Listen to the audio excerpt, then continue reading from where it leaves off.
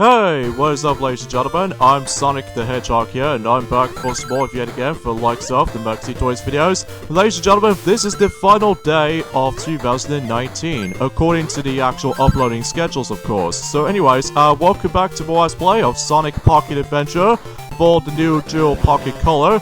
So either way though, last time we did manage to completely done with the first, or in this case the fourth zone, which appears to be Aquatic Relic Zone, as well as from that, we beat up the likes of Knuckles the Echidna after being so easily tricked by Dr. Eggman, of course, once again. And also, we managed to able to get ourselves the fourth Chaos Emerald in the forms of Aquatic Relics, as well as from that, we also managed to able to go through Sky Chase Zone as well as Aero Base, and also repeat the likes of the forms of Silver Sonics and Sonic the Hedgehog 2, as well as from that, I also got myself my 5th Chaos Emerald into this game so far. So today for this episode, ladies and gentlemen, might actually be the grand finale of the forms of Sonic Pocket Adventure Let's Play, and because of this though, because you know, this game is really short. Even then though, it only has like 6 zones, at least if you want to include the final 2 zones, which we'll get to that until at any point worth noting for. But either way though, today for this episode is the fact that we're about to be exploring through the 6th zone. As you can see, we ended up in new forms of Galactic Angel Zone, which is basically a combination of both. Let's just say the actual environment usually takes place exactly the same place as Scrap Brain Zone from Sonic 1, and also adds some elements ever since in Metropolis Zone from Sonic 2. Like, you got all sorts of, conveyor belts, as well as the forms of those familiar platforms, as well as from that, there are some pretty annoying enemies to its disposal, which, you can definitely tell why whenever we get to Act 2. And speaking of such, this might be the opportunity about the fact that we might actually come towards the final special stage, as you can see here.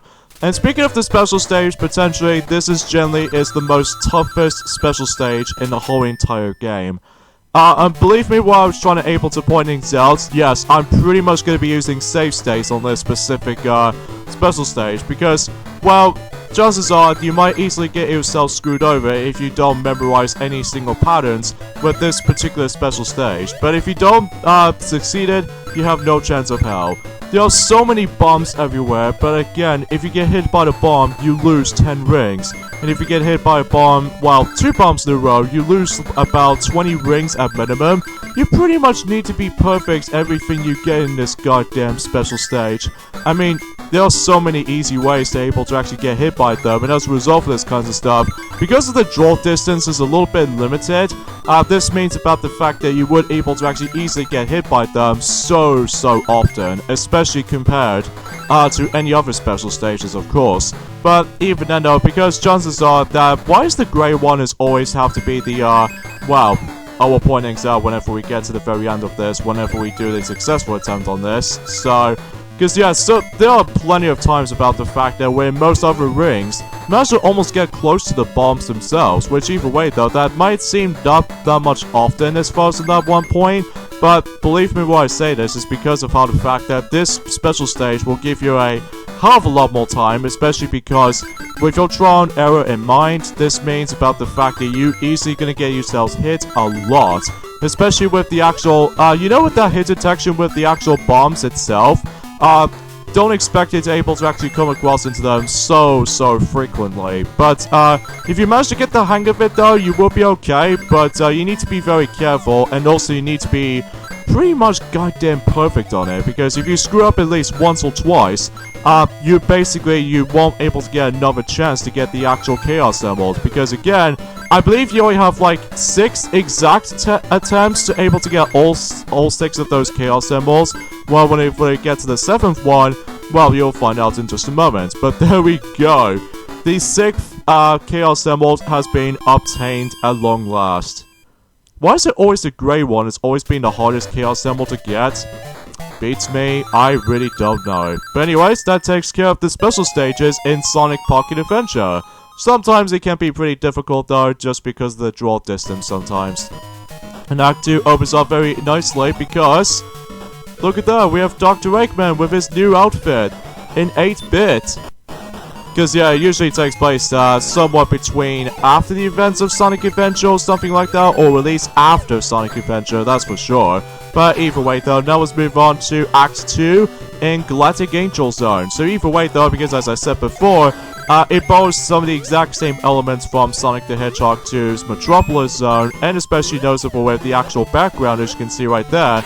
It heavily inspires from the forms of Sonic 1 in terms of Scrap Brain Zone. So either way, though, I really do like the actual idea. But the only thing is a little bit more frustrating about it is the fact that I really don't like about the fact that with these crushers, as you can see, ever since in Metropolis Zone in Sonic 2, and looks like I'm ended up in stuck. Well, I guess there was another way I could able to get onto that platform over there, but why did my spin dash jump does not even work half the time? Oh, there goes another death right there. Well, I think it's pretty obvious because of how the fact that the game starts to get significantly harder as you progress through the actual game. But luckily though, we almost getting come to a closing end for this Let's Play, so either way, there's not much else to speak of. But either way though, because until the Sonic Advance trilogy though, on the other hand though, it will be pretty much nosedives when it comes to difficulty. But either way though, especially noticeable with the actual I don't suppose I've ever mentioned about this before, but apparently this is actually the first ever Sonic game that's been made by Dimps, of course, which later on it will become stable on the forms of the Sonic Advance trilogy, the Sonic Rush trilogy. This means includes Sonic Colors on the DS, and especially noticeable with Sonic Generations on the 3DS, I'm presuming, as well as the forms of, you know, Sonic Lost World's terrible 3DS version, and let's not forget to mention about the actual, the black sheep of the forms of the 2D Sonic games, which is of course the Sonic the Hedgehog 4 Duology series, which you guys should probably already know because the physics in those games is significantly off compared to this, however, though. But either way, though, at least it's a very impressive start for Dimps, though, I will say. But there were a lot of times about the fact that, oh god, these slicers. Yeah, these annoying enemies, as you can see. Screw you, slicers.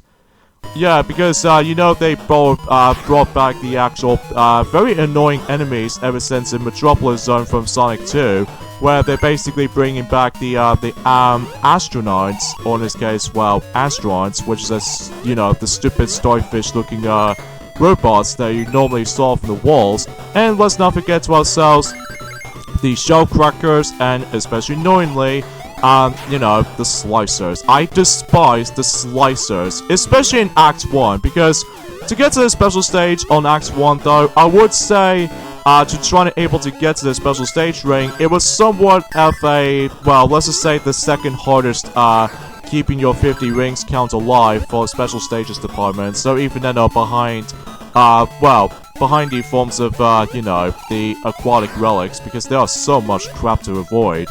But anyway, though, since we pretty much don't have to worry about the specific special stage kinds of stuff anymore, so in this case, we're now able to actually end up in this particular, you know, big bad Dr. Eggman boss fight. So either way, though, I will say this is definitely the hardest boss fight in the whole game. This is pretty noticeable because, as you can see on the actual left side of this contraption, on this case for this particular mobile, he does have himself this actual blue flames, and every time you go touch them or something like that, you're able to actually count as a hit. So, well, at least you might as well get hit. One thing that's a little bit more unusual for the actual advice, as you can see right there, well, not just for the specific attempts though, because as you can see, I keep on losing all of my rings just because, I swear to god, the actual attack pattern is a little bit more difficult to able to perform, and yeah, as you can see, I accidentally died on that stupid bomb over there. But luckily though, I can able to actually just, well, carry on and just, you know, continue whenever I left off. So either way though, due to the actual checkpoint right there, as well as the addition with those rings. So, anyway, so with Galactic Angel boss fight though, is the fact that all you need to do is basically, once again, you need to attack Dr. Eggman with that specific, weak spot onto that specific, mobile and stuff like that. Yeah, for that advice right there, you might be thinking about the fact that with those bombs might seem to hurt you at all costs. Turns out that there was actually a little bit of a trick to this, is the fact that if you step onto the actual explosion, you're able to actually get yourselves a little bit more of a altitude for the actual platforming or what have you, so that way you can able to jump in a little bit more well, jumping onto him quite easily, because I've looked upon the forms of some Call Me Johnny's review of this, and it turns out that he accidentally discovered that, and I seem to able to notice I did not notice you can do that. So definitely a little bit of an easier way to able to do that though, but either way though, this is still generally the hardest boss fight in the game, because sometimes though that he actually spawned in does a lot of projectiles, as well as for that very annoying bomb explosion, which by the way, with those explosions they usually comes off in each side. They always comes off as like a little bit of a long range as far as I'm aware, assuming this is on a small screen, but either way though, if you manage to get enough hits on him, then you were able to do it okay enough. And luckily for me, I managed to able to done the boss fight for about at least one ring, about freaking time actually, because, well, unlike in any other bosses though, is the fact that I just always managed to able to actually win those boss fights for about none of those rings whatsoever.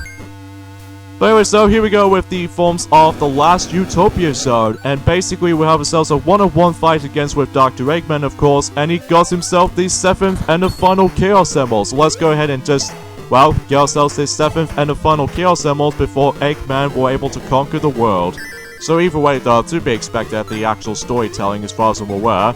Oh yeah, one thing I forgot to mention about that is the fact that, you know, with these actual yellow trophies, as you can probably saw from other zones, they are basically puzzle pieces, which every time you collect them, you can able to actually add your puzzle piece to your collection, which, I'm not gonna do that though, because it will be my time wasting for that department right there, but either way though, still. So anyways though, let's go ahead and, oh seriously, I really hate that attack though sometimes, because I swear to god, that always gets to me though. But, in truth, Dr. Eggman is actually not too bad if you get the hang of it though, especially noticeable you need to memorize the actual attack pattern. So anyways, let's go ahead and deal with him out, and booyah, he's down for good. And even then though, that's, yeah, I think that's pretty much about it-ish. Well, in terms of the actual, endings you can able to get, because, well, if you can tell already, this is basically, oh my god, the actual, space station, or the actual thing itself just managed to explode, and looks like, oh jeez, looks like, oh, Tails just managed to able to give Sonic back, and, well, sure enough, he's safe and sound. Jesus Christ! Talk about the explosion effect right there. I mean, even then though, it looks a bit more, big by the forms of that explosion effects and stuff. I mean, holy Christ! But yeah, I decided to skip this little credits thing. I mean, there's actually gonna be more to this game though. I mean, I'm not gonna show you the actual normal proper best ending or something like that. Get more Chaos Emerald! Now folks, last Utopia zone has a different level after it if you do the correct things. Not only do you able to get all 6 Chaos Emeralds in each of the zones, you actually have to knock the Chaos Emerald out of the Eggmobile before you defeated Dr. Eggman, and you weren't able to get the last Chaos Emerald as well. You saw in the first run through, I actually did manage to knock the Chaos Emerald out, but I didn't get the Emerald in time, or even catch the Emerald. So I have to able to get the actual Chaos Emerald out of the Eggmobile, you know, the Eggmobile. Before I do with all that stuff, then I should be able to get the 7th and the final Chaos Emerald. And once you're done with it, and eventually you will get the last hit on Dr. Eggman, then you weren't able to realize about the fact that this boss was a total cakewalk. So either way, let's go ahead and bash him out. Oh, he got away! But, after all, we got ourselves all 7 of these Chaos Emeralds. You know what that means? It's Supersonic time! Oh, yes. I'm glad that was the case.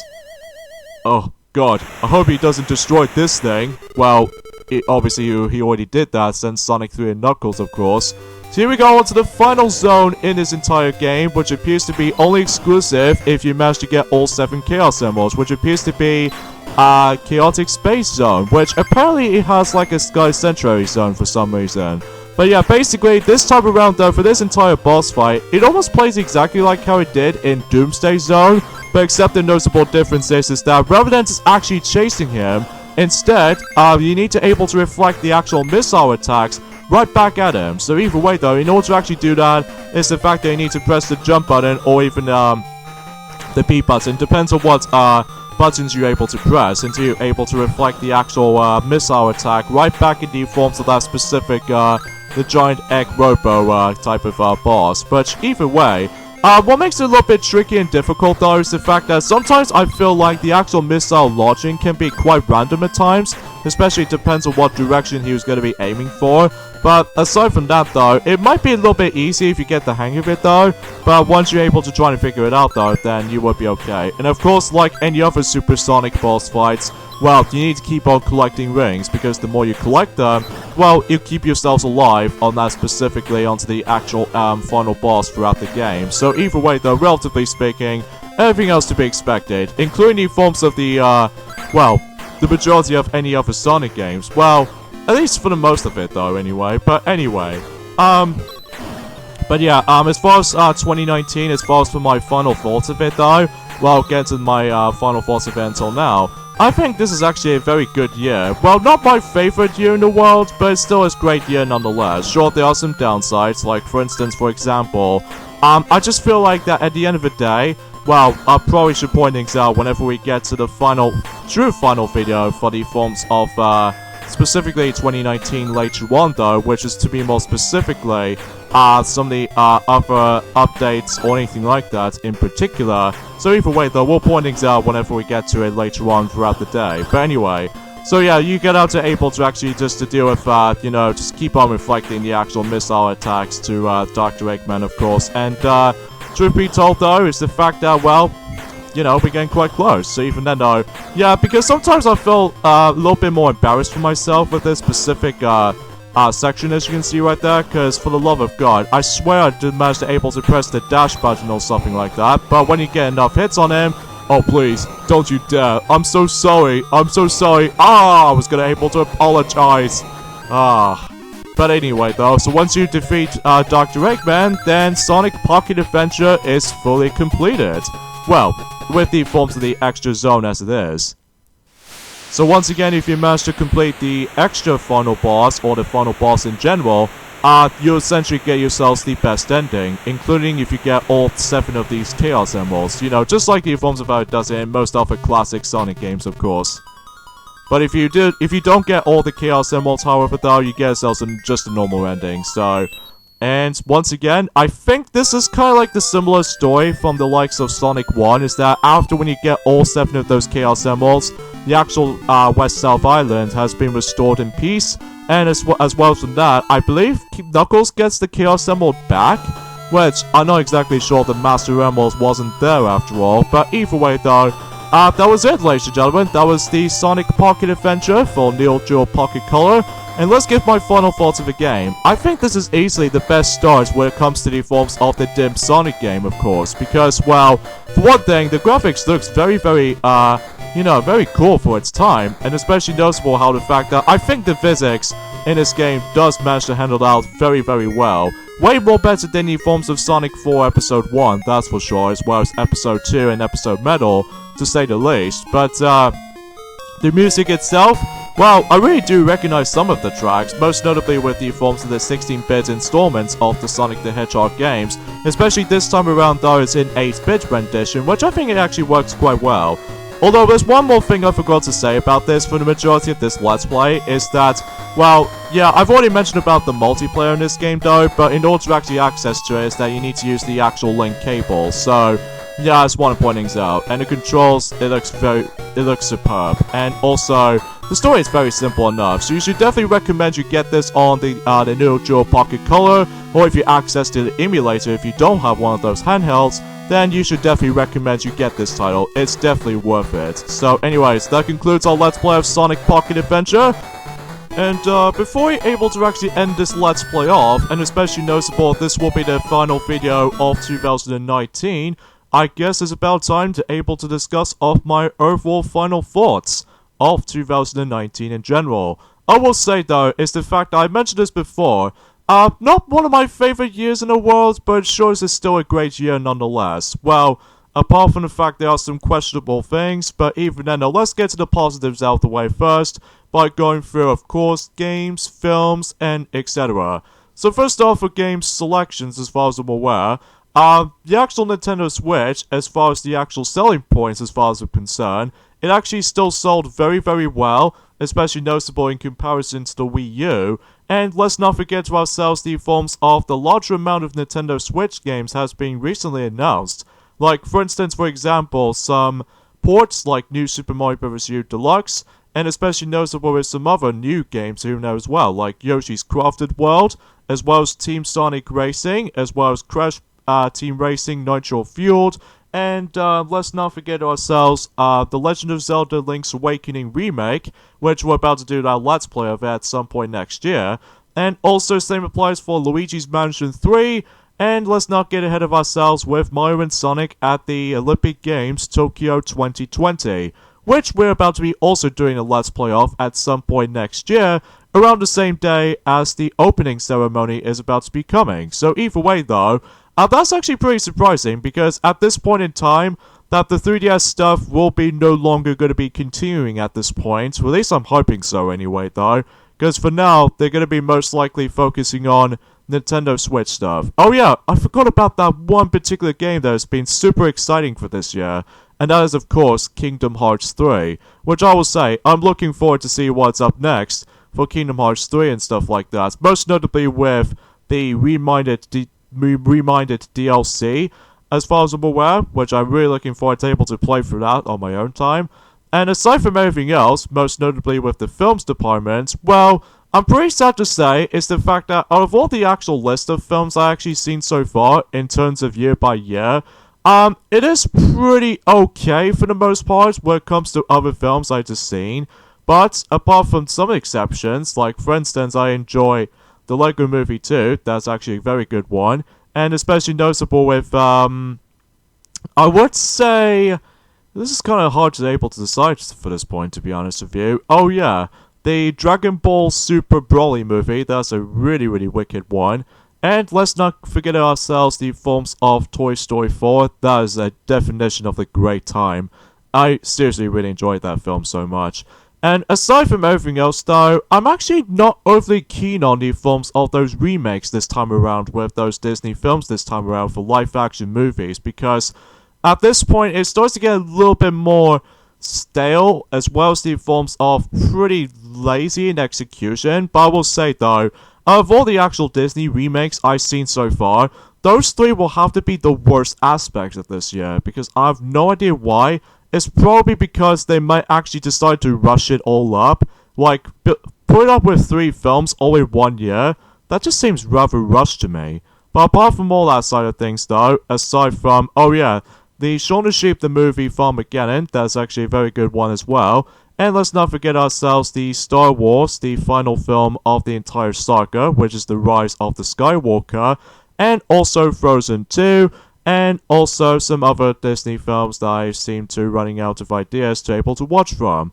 So aside from that, there are some questionable things that's been happened during 2019, such as, well, obviously my microphone has been glitched up for about several times in the past. Speaking of the actual microphone which I'm using right now, I think simply to say, this will be the final time we're going to be hearing this particular voice from now on, because I'm going to be using my brand new microphone, which, thankfully though, I'm actually getting used to it right now, which hopefully that will be much more better and appreciated until 2020 and onwards. And speaking of the actual 2020 plans, as far as the future Let's Plays as far as concerned, obviously we already take care of the forms of several other Let's Plays in general, at the moment at least, but there are some, still gonna be some of those redo Let's Plays, and especially noticeable with the future Let's Plays. Like I've mentioned this before, we're about to be doing a Let's Play of the next Zelda game, which appears to be Link's Awakening, but we're playing this on the Switch version because